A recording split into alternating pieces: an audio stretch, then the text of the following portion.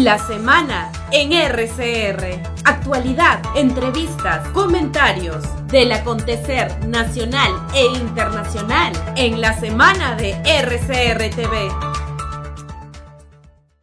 Y es momento ya de darle la bienvenida, como cada sábado, al doctor Gerbe Cuba García, ¿no? Él es médico, especialista en política de salud pública y analista en temas de actualidad, ¿no? Y queremos agradecerle, como siempre, la amabilidad de compartir esta invitación en la semana en RCR. Qué gusto saludarlo, doctor Gerbe Cuba, muy amable. Gracias por atender esta comunicación. Muy buenos días, señor José Hernández, y un saludo a través suyo a todo el país. No podemos sustraernos al tema de actualidad, ¿no? La crisis migratoria, ¿no? ¿Cómo está observando este tema? Ya está entrando a una etapa bastante complicada, ¿no? Acciones de violencia, y lo que se teme y lo que se podría temer, ¿no?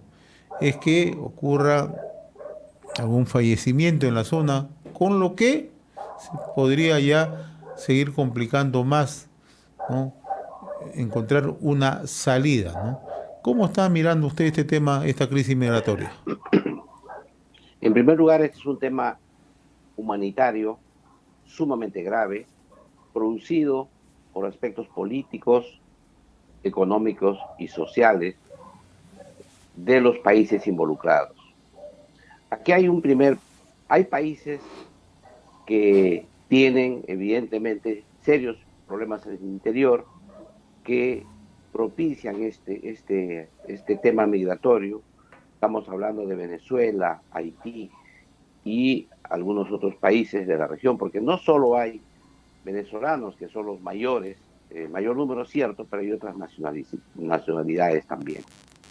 El segundo tema es que, lejos de resolver el problema en el país del sur, en este caso Chile, lo que pretende hacer es trasladar su responsabilidad interna hacia el exterior, y en este caso a través de la frontera sur, que es una frontera que, como todos sabemos,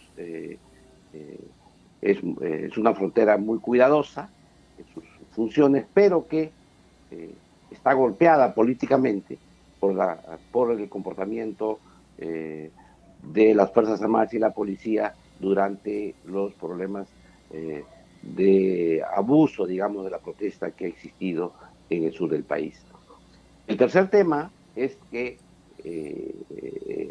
los países vecinos, en este caso, como usted ha podido observar, el decreto de emergencia que dio el gobierno, están todas las fronteras menos Puno, porque es obvio que ahí ya se tiene el estado de emergencia y además el problema ahí tiene otra naturaleza.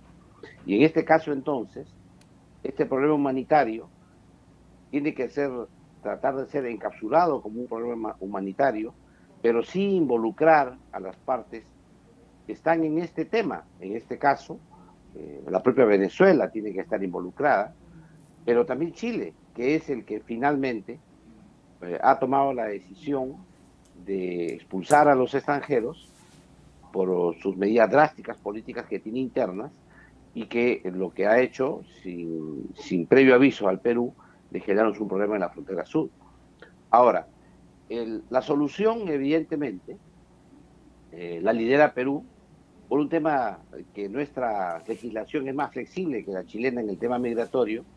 Recordemos que durante el gobierno del expresidente Kuczynski se flexibilizó enormemente la entrada de los migrantes venezolanos, e inclusive se dio la posibilidad de que puedan reconocer sus títulos universitarios, sus estudios, etcétera. Todo se flexibilizó, pero los venezolanos querían irse al sur, querían irse a Chile, o otros querían irse a los Estados Unidos. Entonces, en esta circunstancia es que el Perú, que tiene un sistema más flexible, es el vaso comunicante que Chile ve como natural para que pueda recibir a los migrantes venezolanos e incluso haitianos y otros. Creo que aquí la solución que tiene que liderar el Perú tiene que involucrar a todos los actores, pero tiene que dejar constancia del hecho de la animadversión que ha generado el gobierno chileno con el Perú. Yo creo que esas idas y venidas que ha habido con los embajadores esas reuniones que tiene ambas cancillerías para resolver el problema, tiene que llevar a un puerto en el cual el Perú, siempre amable, siempre hospitalario, el Perú siempre acogiendo a los inmigrantes con mucho cariño, debe ser contrastado frente a la otra posición dura, inflexible, pero además el Perú debe aportar en esta parte alguna solución. Algunos plantean aspectos el corredor humanitario, pero corredor humanitario ¿hacia dónde? Hacia la dictadura donde ellos fugaron, hacia el régimen que ellos fugaron. Yo creo que eso no es nada humanitario. O sea, yo creo que ahí tiene que haber una salida intermedia que involucre a otros países de la región, pero que tampoco esto signifique que a los ciudadanos que se encuentran en la línea de la concordia los tengamos que poner contra la espada y la pared. Creo que esa desesperación de los inmigrantes de verse en la situación de volver a Venezuela, creo que los pone en una situación muy dura, porque podría tranquilamente el presidente Maduro mandar un avión y recogerlos a todos sin ningún inconveniente, pero esa no es la solución para los migrantes que están en la línea de la concordia. Han huido de ese país y esa no es la solución para ellos. La solución para ellos pasa por encontrar un mecanismo de inserción en la sociedad, sea en Perú o en otro país de América Latina. Ahora, verdaderamente, el presidente Maduro tiene voluntad de alcanzar una solución. A mí me da la impresión que no tiene ninguna voluntad. Usted acaba de expresar algo. Este es un problema que va más allá de las dos fronteras entre Perú y Chile. Es un problema interregional ya, ¿no? Que involucra a Colombia, que involucra a Ecuador, ¿no? Lo que estamos viendo que en este momento los actores o los jugadores que están en el escenario son Perú y Chile, ¿no? Pero no escucho nada del presidente Petro, ¿no? Una persona que por lo demás siempre es muy elocuente, muy amigo de opinar sobre temas de geopolítica internacional, pero este tema no lo he escuchado absolutamente nada, ¿no? En Ecuador también hay un silencio, ¿no? Pero la solución, como usted decía, de nada está en sentarse en una mesa y generar supuestamente un corredor humanitario. Mucha de esta gente no quiere volver a Venezuela, eso está suficientemente claro. Pero también tenemos otra realidad, doctor Cuba. Muchos de los que se encuentran acá en nuestro país, sobre todo ciudadanos venezolanos, han ingresado de una manera ilegal, ¿no? Y muchos de ellos obedeciendo casi a una expulsión forzada de parte del gobierno de Nicolás Maduro. Esto se ha venido denunciando, lo que pasa es que no le hicimos caso, no se le tomó la atención del caso, ¿no? Cuando Pedro Pablo Kuczynski abre las fronteras, cuando dice vamos a abrir de buena fe, ¿no?, los brazos a los hermanos venezolanos, no pensó lo que ya tenía premeditadamente Nicolás Maduro, ¿no? Abrir las cárceles, que es lo que hizo. Eso lo han denunciado en el propio Venezuela, pero y ahora estamos sufriendo las consecuencias. No todos los venezolanos, hay que decirlo con toda claridad.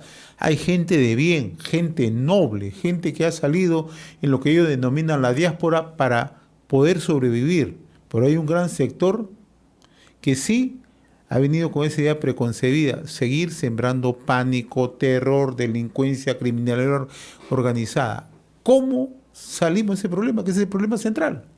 Mire, el tema aquí, y yo he escrito sobre esto, cuando se ocurrió esta masiva afluencia de venezolanos, el tema de la inmigración tiene varias aristas. La inmigración de gente con dinero o gente que tiene estudios, que tiene capacidades, de gente que es inversionista, bienvenida, porque evidentemente es lo que el país necesita. Inmigración de gente trabajadora, gente emprendedora, gente que favorece al país, porque es la población que viene, incluso eran jóvenes, nos aportaba aquello que se llama el bono demográfico, es decir, atraernos gente joven que puedan aportar en el trabajo. Y esta es una ganancia para el Perú, no era en realidad una pérdida. Por eso es que en ese sentido la xenofobia que había contra Venezuela era totalmente, contra los venezolanos era totalmente injusta. El tema ha sido luego que estas leyes se flexibilizaron y el gobierno fue incapaz de separar el trigo de la paja, fue incapaz de hacer lo que planteábamos en su momento era hacer un pool de profesionales, de tal manera que aquellos profesionales que vienen al Perú vayan a los lugares en que el Perú los necesita, un pool de trabajadores por artesanos, trabajadores, construcción, etcétera, para que vayan a los lugares que el país necesita, saber dónde se encuentran, tenerlos totalmente verificados, saber dónde se encuentran, y por último, también inclusive a aquellos venezolanos que no han regularizado su situación, tenerlos por lo menos mapeados, identificados, porque además es un problema de salud pública. ¿Cuántos de ellos que vienen pueden tener tuberculosis y pueden contagiar a otros? ¿Cuántos de ellos que tienen pueden tener una enfermedad de transmisión sexual? ¿Cuántos de ellos pueden tener inclusive SIDA, etcétera? Yo creo que esos temas, por temas de salud pública, todos deberíamos saber dónde se encuentran, de tal manera que de poder darles el tratamiento gratuito, así sean inmigrantes ilegales, así sean gente que no tiene formalizado su documentación, pero tienen que recibir tratamiento contra la tuberculosis, tratamiento contra el VIH-Sida, si es que son portadores, tratamiento contra otras enfermedades, porque ellos, al curarlos a ellos, también protegemos a nuestra población. Eso es el tema de la migración. Vienen cosas buenas, favorables para el país, pero también vienen algunos elementos que nos generan problemas de salud pública, como decíamos, también el tema educativo. Por más que el alumno o el niño no tenga a sus papás, los papeles en regla, tienen que ir a una escuela, no lo puede dejar al margen del sistema educativo. Igual sucede con todos los programas sociales. El problema está que no los tienes identificados, no los tienes registrados. En ese sentido, la medida que ha dado la presidenta Dina Boluarte, de darles un plazo de 6 meses para que eso se haga, pero no es solamente dar el plazo, sino que hay que darles mecanismos proactivos desde el gobierno para que se ubique dónde están, estén identificados, se sepa quiénes son, sepamos qué nivel educativo tienen, cuántos niños hay, qué enfermedades tienen, etc. Se haga un estudio completo. Y estos 130, 200, 300 más que hay en la frontera sur de Chile no va a agregar más problema al país. El problema nuestro es la seguridad interna en general, y esto se resuelve con medidas de seguridad interna. Lo que está pasando en la frontera peruana es penoso, porque el país es puesto en una situación extrema, pero no debemos caer en el otro extremo de convertirnos igual que el país que los expulsa. Yo creo que nosotros en este acápite, yo avanzo una mirada más humanista y evidentemente saber estudiarlos a cada uno de los que llegan, ver sus antecedentes, y efectivamente aquellos que tienen antecedentes ya o que son criminales reconocidos, como dice la propia norma que se ha dado, expulsarlos inmediatamente del país, como es la propuesta legislativa que se aprobó en el Congreso de la República. Es decir, detectado que es, ahí sí, te irás pues a Venezuela donde está tu gobierno, porque efectivamente tú vas a generar problemas en el nuestro. Pero eso es otra circunstancia y tiene un atenuante que es sumamente grave.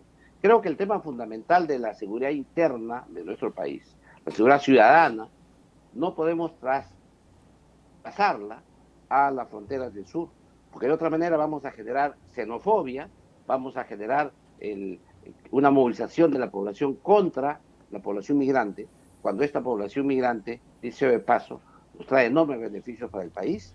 El tema, como decía, amplía el bono demográfico, que es uno de las grandes ventajas que tiene el Perú para su crecimiento económico temprano.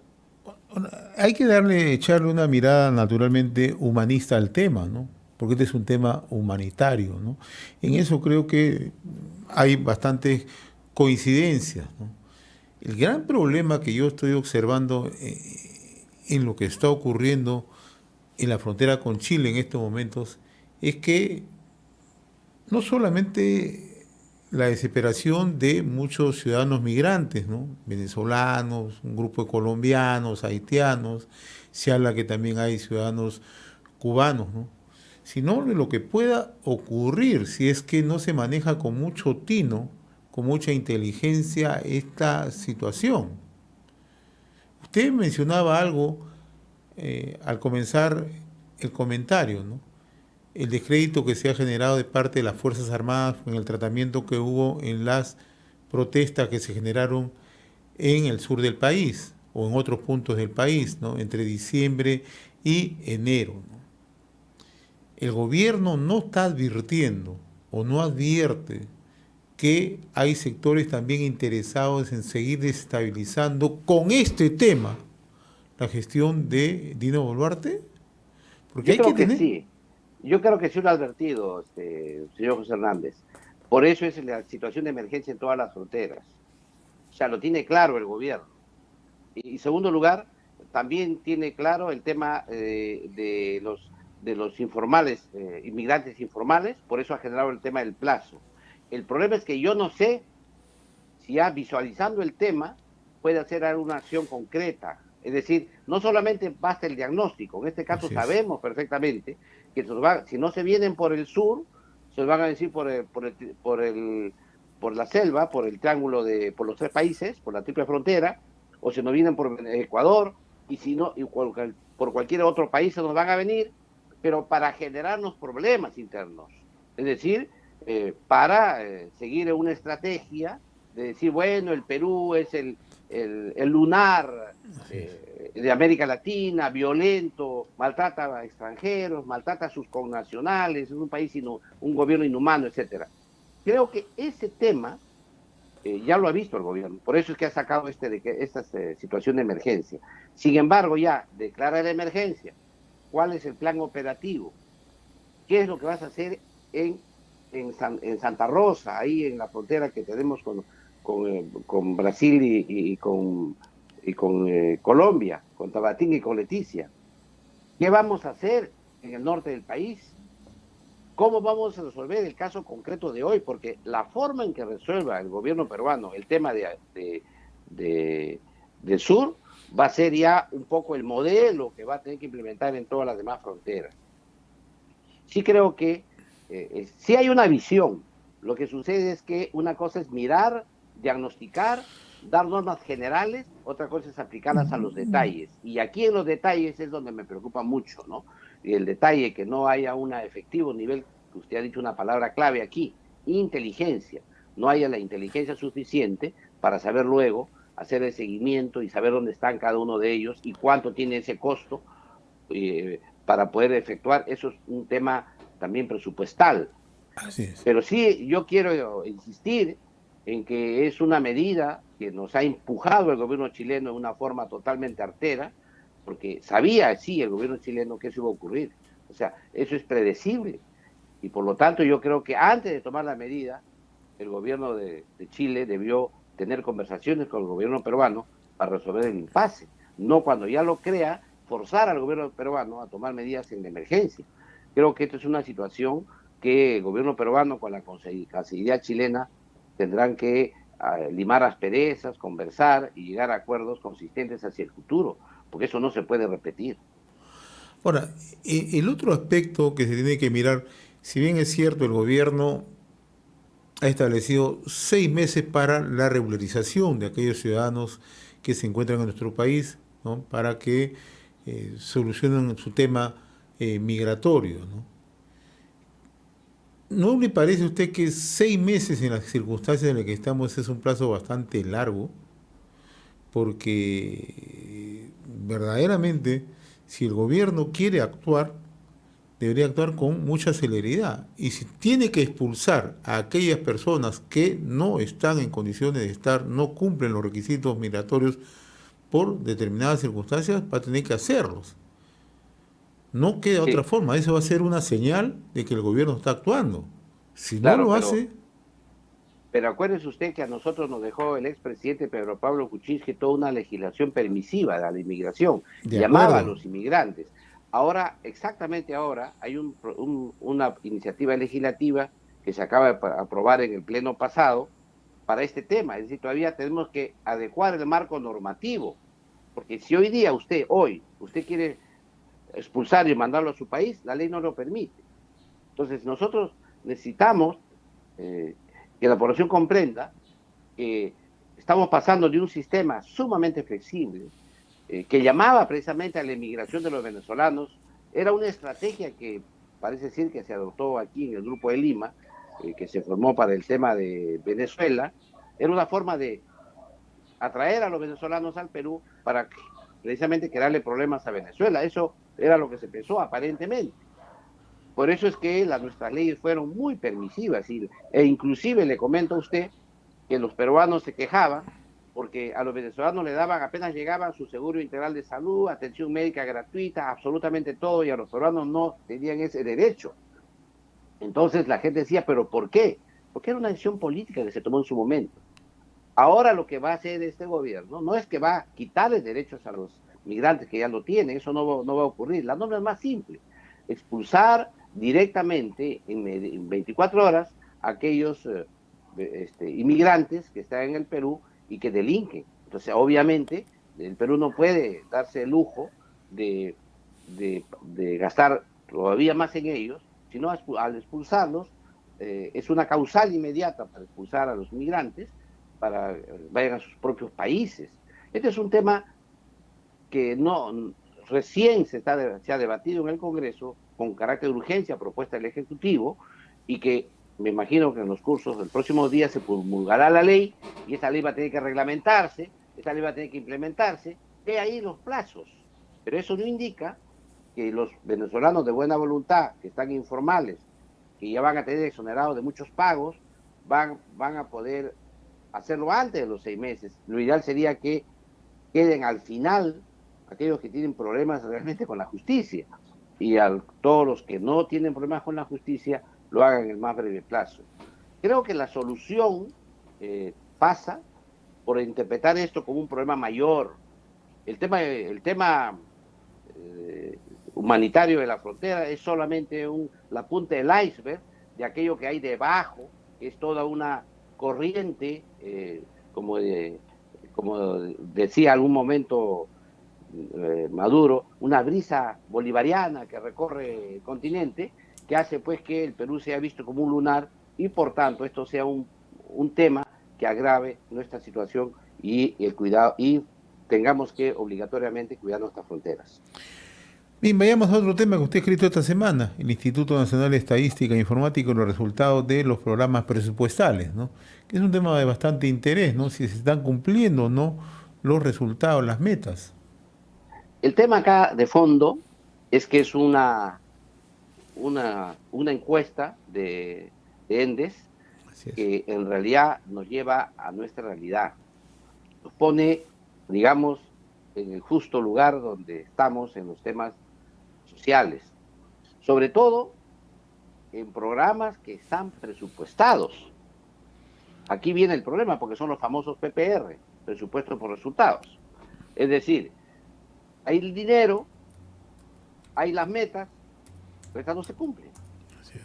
Y aquí el drama mayor, yo he analizado varios, de hecho hubo un esfuerzo de pasar revista de todos los indicadores que tiene relación con la salud, y el tema fundamental, por ejemplo, el tema de la vacuna. En menores de 36 meses, los niños menores de 36 meses, está en 55%, cuando debería estar en 95 o 100. Es decir, casi la mitad de los niños no están vacunados. Eso es grave, gravísimo. Ahora uno diría, pero solamente es en provincia. No, Lima también ocurre lo mismo. La semana que ha terminado ha sido la semana de la vacunación de las Américas. Esperamos que el Perú remonte esta cifra siquiera un 60%, 70%. Pero lo ideal es que lleguemos a un 95%. Este tema trae a colación el caso de polio que escuchamos hace poco, ¿se acuerde? En un país que tiene tan escasa cobertura de vacunación, es imposible que funcione esto. El otro tema que preocupa muchísimo es la anemia.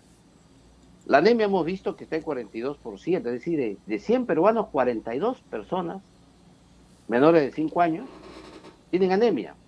Hemos Eso es retrocedido, gravísimo. hemos retrocedido. Hemos retrocedido. La meta que se tuvo el año 2016, la meta, porque nunca se logró, fue 16% de los peruanos, de los niños menores de 5 años. Hoy día estamos en 42%, habíamos bajado como hasta 30 y tantos, ahora estamos otra vez en 42. Y lo grave de esto es que en las regiones rurales llega hasta 55. Miren ustedes en qué estamos. Otro tema que es capital es el tema del agua y desagüe. En el agua tratada, ahí tenemos un 98% a nivel nacional, pero agua tratada no significa que lleven agua potable a su casa, comunicado con la red pública, sino ahí el indicador debería afinarse más, en el sentido de explicarnos cuánto esa gente tiene agua potable por la red pública y cuánta gente no tiene, porque ahí sí vamos a ver que el indicador baja enormemente. Igual pasa con el desagüe, y en el desagüe también tenemos más o menos un 85%, pero esos indicadores cambian porque interpretan como desagüe si tienen letrina o tienen algún pozo séptico, un pozo ciego, etcétera, que hace que finalmente el indicador sea menor. Esos temas que son los que realmente deberían interesar a los gobiernos locales y gobiernos regionales, porque finalmente el agua y el desagüe es clave para la salud pública, es esencial, es lo fundamental. Y ese tema tienen que, a pesar de las campañas de agua para todos, etcétera, tiene que ser valorado. En ese sentido, creo que los alcaldes deben empezar a decirle a su población cómo van a resolver el tema del agua eh, tratada o saludable y cómo van a hacer el tema de las excretas, el tema de los desagües. Otro tema que también preocupa muchísimo es en el tema de la violencia a la mujer. El tema sigue siendo altísimo. Eh, es cierto que existe todo un trabajo a través de diversas instituciones públicas y privadas. Sin embargo, creo que el tema educativo ahí sigue siendo un problema serio.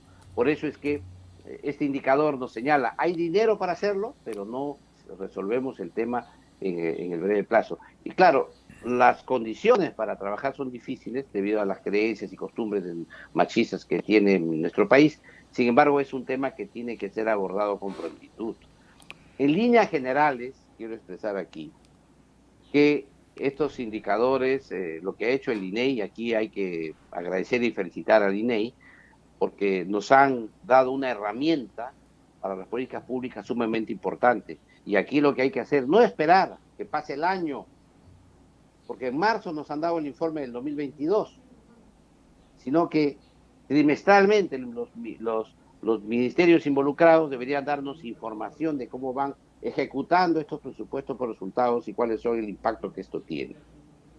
Y por eso es que la mirada que damos ahora es que la salud no solo es que vaya al médico y tenga un médico a donde atenderse. La salud tiene que ir más allá de esto. Es el resultado de toda la existencia social de la población, de cómo vive la gente, cómo come la gente, cómo se alimenta la gente, cuáles son sus hábitos de la población. Y ese tema es sumamente importante.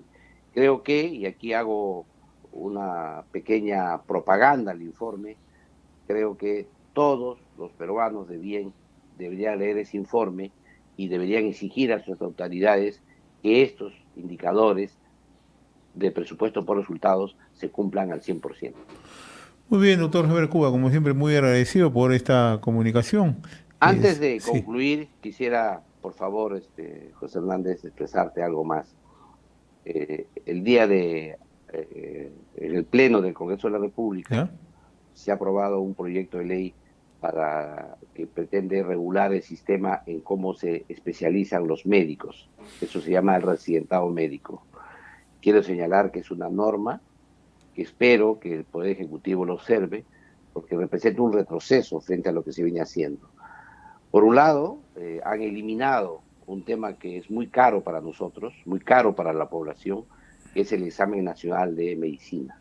Es decir, que estén obligados los médicos a aprobar con notas altas el examen nacional de medicina, que es un examen de suficiencia, un examen de competencia. Indiferente a la universidad que uno haya estudiado, da ese examen y si aprueba, puede ser médico en el Perú, así tenga su título. Si no aprueba, tiene que volverlo a dar hasta que lo aprueba.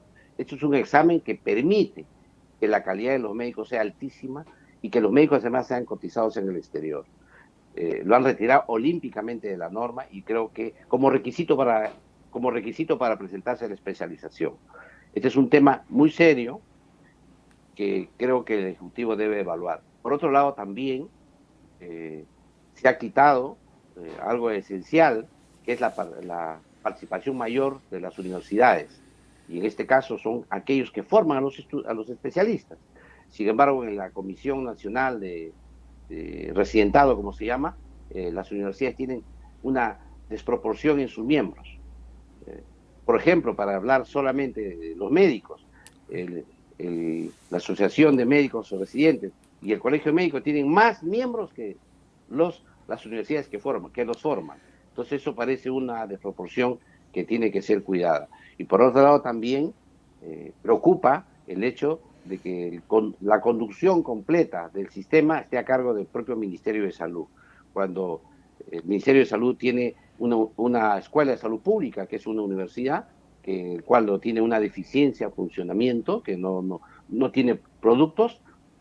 Sin embargo, quiere conducir todo un sistema de especialización profesional, a tal punto que quieren tomar hasta el examen de admisión, quieren hacer inclusive evaluar los currículos de los postulantes, y las universidades solamente que ya tomen el examen escrito.